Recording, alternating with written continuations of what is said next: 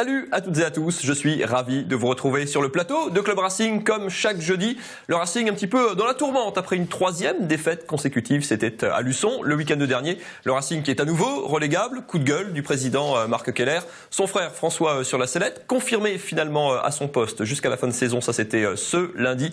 Et les Strasbourgeois qui reçoivent Boulogne dans un match importantissime vendredi soir à la Méno. Et pour parler avec nous de cette période, il y a du grain à moudre au moins dans cette émission. On va le faire avec Stanislas Oliveira, le milieu de terrain du Racing Club de Strasbourg. Bonjour. Bonjour. Et merci d'être avec nous parce que venir sur le plateau télé quand tout va bien, eh ben c'est facile. Alors ça fait peut-être partie du job, mais venir quand c'est moins facile, en tout cas c'est sympa. On vous en remercie. Et à vos côtés, alors il n'est pas retenu dans le groupe des 18 que François Keller, parce que l'entraîneur a restreint un petit peu son groupe. Il n'est pas dans le groupe Fernand, mais vous avez pourtant passé quasiment toute la semaine du côté de la Méno. Bonjour Fernand Weber. Bonjour Mathieu, bonjour tout le monde.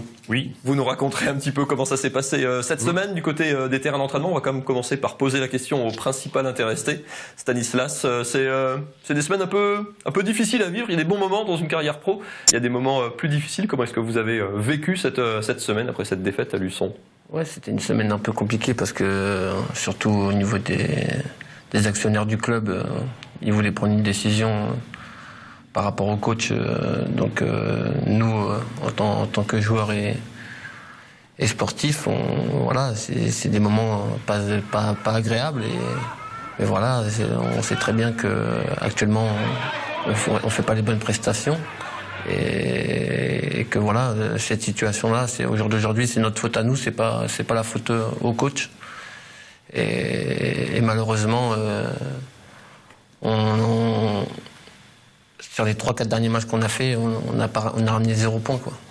Fernand, quand on se retrouve effectivement sur 3 défaites consécutives, qu'on glisse à nouveau dans la zone rouge, qu'il reste 10-11 matchs maintenant, il fallait faire quelque chose, enfin un moment, comme dit, que ce soit le changement d'entraîneur ou resserrer le groupe, enfin c'est le genre de moment où il faut prendre des mesures, il faut marquer le coup. En tous les cas, la question se pose. À partir de là, effectivement, à partir du moment où elle se pose, il y a des gens qui sont là justement pour prendre des décisions. Alors, qu'est-ce qu'on peut faire, hein? On peut toucher au coach, évidemment, on en a parlé, on peut toucher aux joueurs. Ou alors, on peut tout simplement commencer sérieusement à se dire, bon, allez, on est à 11 matchs de la fin, c'est pas la fin du monde encore, on va peut-être laisser tout comme c'est.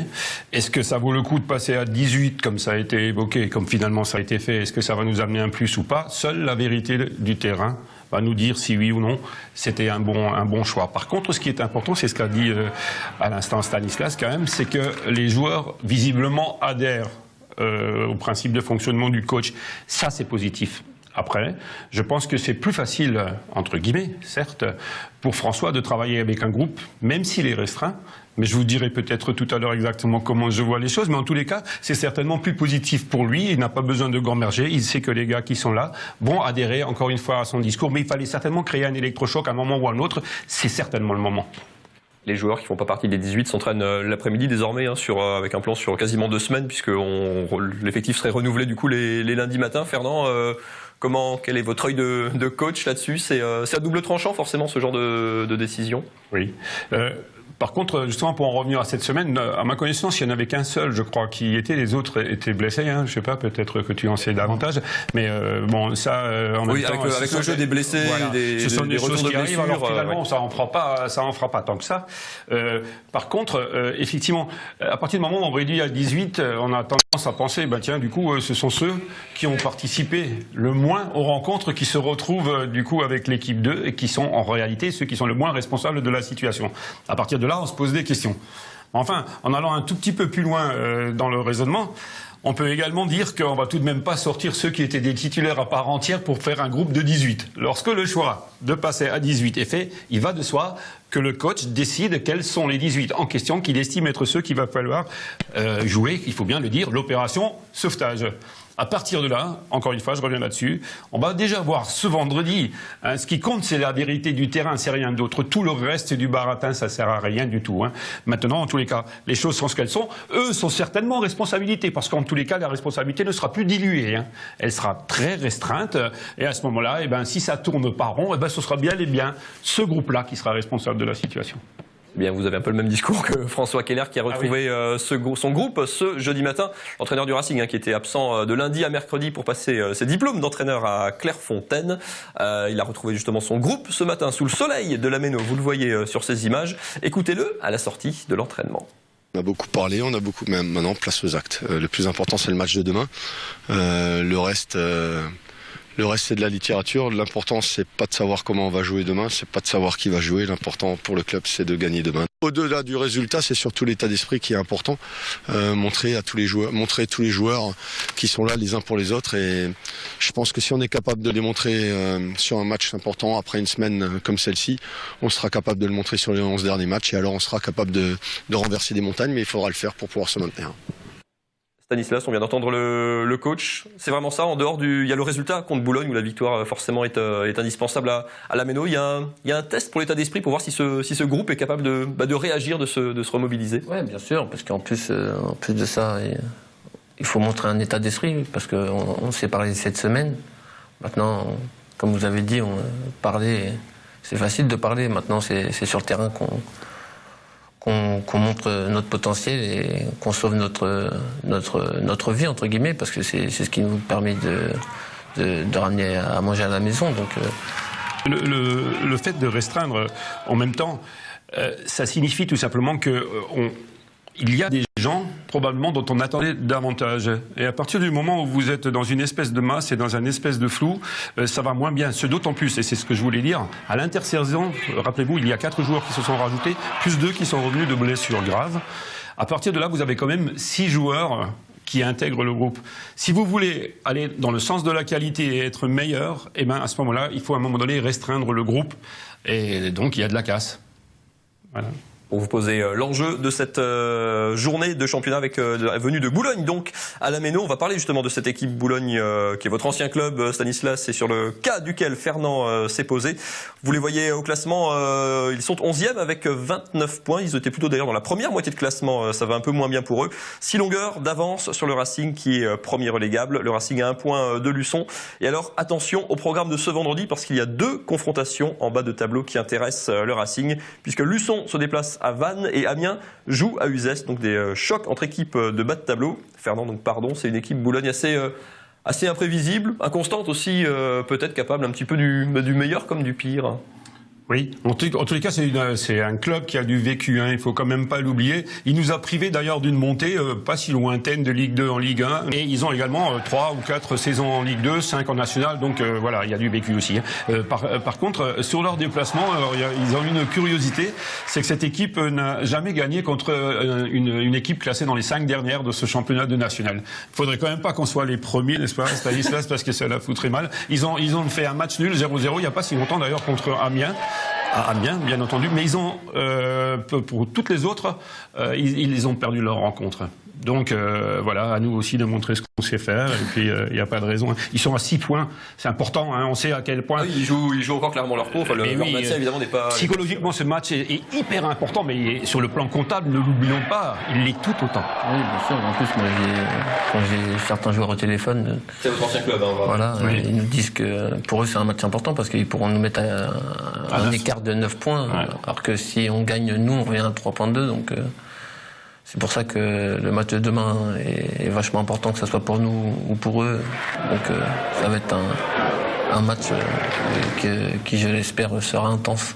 C'est votre ancien club, vous avez gardé des contacts là-bas. On pense à Régis Gürtner qui garde les buts de cette équipe de Boulogne depuis plusieurs saisons. Quels sont un peu les autres retours du coup quand on est dans une position comme ça, on s'achambre encore ou non, là ça devient vraiment sérieux quand même parce que la situation est un petit peu grave. On parle parce que voilà, Régis...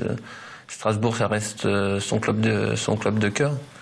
Au jour d'aujourd'hui, on lui pose la question entre le Paris Saint-Germain d'aujourd'hui et le Racing. Il choisirait le Racing. Mais c'est vraiment, il suit plus en tant que supporter nos résultats. Maintenant, demain, il va défendre une autre équipe, donc je pense qu'il va faire le nécessaire pour nous priver la victoire.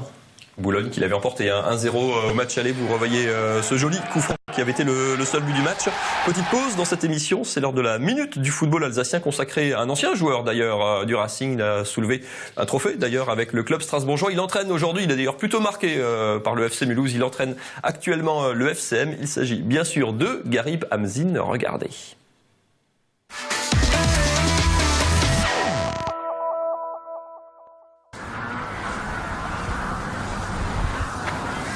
Garib Hamzin, 40 ans. Entraîneur de l'équipe Fagnon du FC Mulhouse qui évolue en CFA. J'ai commencé à l'âge de 8-9 ans à l'AS Mulhouse. Après, j'ai été repéré à l'âge de 13 ans au FC Mulhouse. C'était un rêve, quoi. C'était un rêve déjà d'intégrer le centre de formation qui était un des plus performants de France. Car on avait un des meilleurs formateurs, monsieur Georges Prost. Et j'ai réussi à jouer dans l'équipe Fagnon qui évolue en Ligue 2. À l'âge de 25 ans, j'ai rejoint le Racing Club Strasbourg pendant 3 saisons en Ligue 1. Et après, je suis parti à Troyes pendant 7 saisons de 2001 à 2008. Voilà, et après, j'ai fini ma carrière au FC Mulhouse, j'ai bouclé la boucle, comme on dit. J'ai fait 2 ans de CFA. Et là, ça fait c'est ma 4e année en tant qu'éducateur au sein du club. Et voilà, je voulais revenir à Mulhouse, même sachant que l'équipe était en CFA, je voulais revenir au club pour aider à remonter l'équipe au plus haut niveau. Moi, j'aime bien être proche des joueurs, j'aime bien m'impliquer dans les séances, donc j'aime bien apprendre à leur contact et j'espère qu'eux apprennent beaucoup à mon contact. Moi, le seul but que j'ai, c'est de permettre aux joueurs de progresser. Maintenant, moi aussi, j'apprends et par rapport à mon expérience auprès des dizaines d'entraîneurs que j'ai eus, j'essaye de transmettre aussi tout le savoir-faire que j'ai pu acquérir tout au long de ma carrière.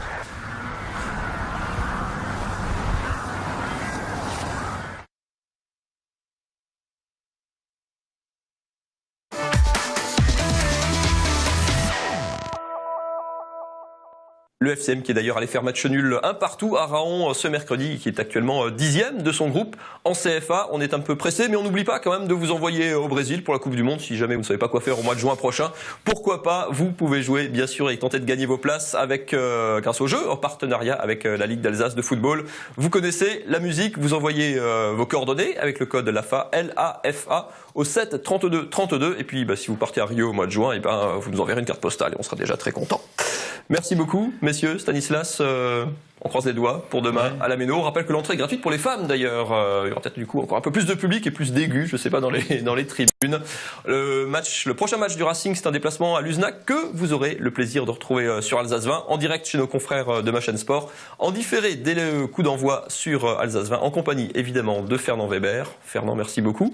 Je vous en prie, Mathieu. Excellent week-end. Je vous retrouve bien sûr dans Top Sport où on reverra bien sûr les images du match de ce vendredi.